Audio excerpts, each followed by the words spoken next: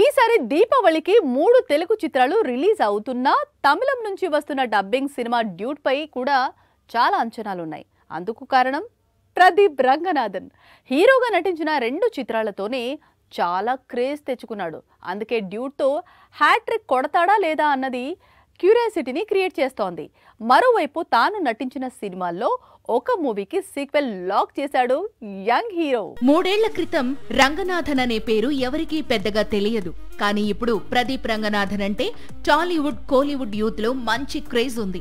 అయితే క్రేజ్ రావడానికి సగం కారణం అతని మొదటి చిత్రం లవ్ టుడే. లవ్ టుడేకు ప్రదీప్ రంగనాథన్ దర్శకుడు మాత్రమే కాదు, రైటర్ కూడా. అందుకే ఈ సినిమాకు సీక్వెల్ గురించి ఆలోచిస్తున్నాను అంటూ డ్యూట్ ప్రమోషన్స్ లో చెప్పుకొచ్చాడు. లవ్ టుడేను 5 కోట్లు పెట్టి తీస్తే 105 కోట్లు వచ్చాయి. పైగా తెలుగు తమిళ భాషల్లో సూపర్ హిట్ అయింది. ఇలాంటి సినిమాకు సీక్వెల్ అంటే ప్రదీప్ కెరీర్ లో మరో క్రేజీ ప్రాజెక్ట్ గా మారినట్లే లెక్క. ఎప్పుడైనా ఎక్కడైనా మీ చేతిలోనే వార్తా ప్రపంచం.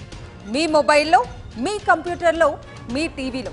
సాక్షి టీవీ డిజిటల్ ప్రసారాల కోసం లాగిన్ అవ్వండి www.youtube.com/sakshi tv.